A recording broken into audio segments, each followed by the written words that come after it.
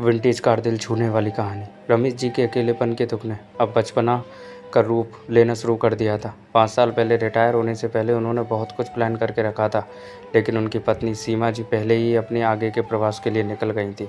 वह प्रवास जो मौत के बाद शुरू होता है। रमेश जी सीमा जी के बिना अपने आप को बहुत अकेला महसूस करते थे, लेकिन समय के साथ उन्होंने अपना रूटीन बदल दिया था। वह सुबह थोड़ा जल्दी उठने लगे थे, इसलिए नहीं कि उन्हें कोई काम होता था, लेकिन इसलिए क्योंकि उनके बहू और बेटा दोनों ही काम के लिए जाते थे और उन्हें आने में रात को देर हो जाती थी। इसीलिए सुबह चाय नाश्ते के दौरान उनके साथ थोड़ी बातचीत हो जाए तो अच्छा रहेगा, यही सोचकर सबसे पहले उठ जाया करते थे। लेकिन दोनों के ही पास उनके साथ बोलने के लिए टाइम ही नहीं था। नहीं, आप कोई गलतफहमी मत पाल लीजिएगा दोस्तों। ऐसा नहीं था कि वह रमेश जी के साथ अच्छा बर्ताव नहीं करते थे या किसी सीरियल में जैसे दिखाते हैं वैसा बर्ताव करते थे। उन्हें अपने बहू और बेटे से कोई शिकायत नहीं थी। दोनों ही अपने पिता और ससुर से जैसे बर्ताव करना चाहिए वैसा ही करते थे। लेकिन एक बार रमेश जी कुछ ज़्यादा ही जल्दी जाग गए और उन्हें चाय पीने की तलब लगी। उन्होंने किचन में जा कर के चाय बनानी चाहिए, लेकिन चाय उबल कर गिर गई और पूरा किचन का प्लेटफॉर्म ख़राब हो गया। बहू ने ससुर को तो कुछ नहीं कहा, लेकिन उसे गुस्सा ज़रूर आया था और यह उसकी बॉडी लैंग्वेज से साफ दिखाई पड़ता था। उस दिन तुरंत बेटे से उनसे कहा कि बाबूजी, हमारा पूरा काम खत्म होने के बाद मैं आपके लिए चाय लेकर आया करूँगा आपके रूम में। एक बार उन्होंने अपने पोते को बस यूं ही कहा था, चलो आज मैं तुम्हें स्कूल तक छोड़ देता हूँ, तो वह कहता है कि दादाजी आपको आने की ज़रूरत नहीं है, मैं अब बड़ा हो गया हूँ। अगर आप मेरे साथ आएंगे तो बाकी बच्चे मेरा मजाक उड़ाएंगे और मुझसे कहेंगे कि अकेले आने में डर लगता है, इसीलिए दादाजी को साथ में लेकर आता है।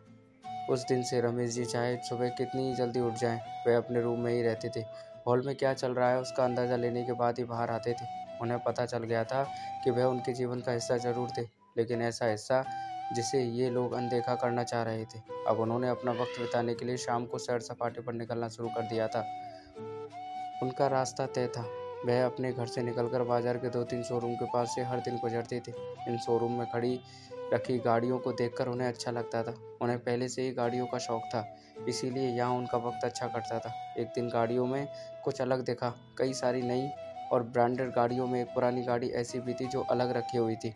उसके लिए अलग जगह थी, उसे अलग तरीके से सजाया हुआ था।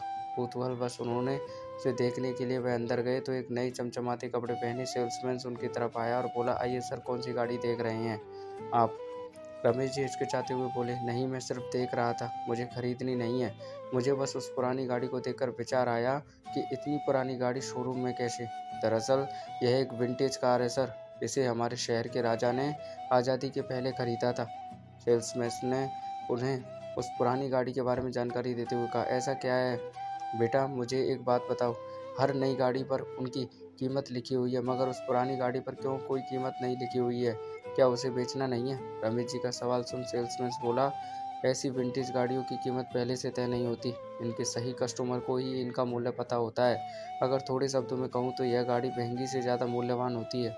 रमेश जी इस शोरूम से बाहर आ गए। कोई विचार उनके मन में कौंध रहा था, लेकिन क्या वह उन्हें समझ नहीं आ रहा था। ऐसे ही कई दिन गुजर गए। अब आते जाते रमेश जी उस पुरानी गाड़ी को बड़े प्यार से देखते थे। कुछ दिनों के बाद उन्होंने देखा कि उनके बहू, बेटा और पोता सभी ने छुट्टी ले रखी थी। वह सोच में पड़ गई कि उस दिन ऐसा क्या खास था जो सब घर पर थे। उन्होंने कैलेंडर भी देखा, मगर उन्हें कोई त्योहार न दिखा, न कोई नेशनल हॉलीडे। रमेश जी अपने पोते के साथ खेलते हुए समय बिताने लगे। तब पोते ने कहा, दादाजी पता है आज स्कूल में क्या हुआ? आज स्कूल के सामने जो रास्ता है वहाँ पर एक 100 साल पुराना पेड़ था। रोड बनाने के लिए उसे तोड़ने वाले थे, तभी वहाँ पर कुछ लोग मोर्चा लेकर आ गए और फिर उस पेड़ को उस जगह से साबुत हटाकर दूसरी जगह पर लगा दिया गया। हमारी टीचर ने हमें समझाया कि चाहे वह पेड़ पुराना था, लेकिन वह हमें 24 घंटे ऑक्सीजन देता था। रमेश जी को वही अनजाना सा विचार और फीलिंग आई जो उस विंटेज कार को देखकर आई थी। बहू, बेटे और पोते ने रमेश जी को सरप्राइज दिया, क्योंकि उस दिन उनका बर्थडे था। रमेश जी 80 साल के हो चुके थे। रमेश जी ने कभी भी यह सब एक्सपेक्ट नहीं किया था। उनकी आंखों में आंसू आ गए। बहू ने उस दिन उनके पसंद का खाना बनाया था और बड़े प्यार से उन्हें परोस भी रही थी। सभी ने रमेश जी के साथ पूरा दिन बिताया और ढेर सारी बातें की। तब रमेश जी को वही फीलिंग आई जब उन्हें उस विंटेज कार को देखते हुए आई थी। वह अब समझ रहे थे कि पहले वह विंटेज कार, बाद में वह 100 साल पुराना पेड़, यह सब कोई इशारा है। उन्हें समझ में आ गया था कि वह बूढ़े जरूर हो गए, लेकिन उनकी भी वैल्यू उतनी ही है जितनी उस विंटेज कार की थी।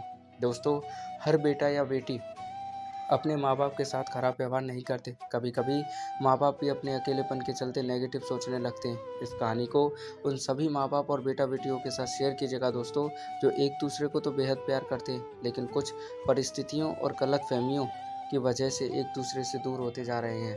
दोस्तों, कहानी कैसी लगी कमेंट में बताइएगा। फाइनली अच्छी लगी लाइक कमेंट शेयर कीजिएगा अपने प्यार देने के लिए, और ऐसी ही कहानी सुनते रहने के लिए चैनल को सब्सक्राइब जरूर करना।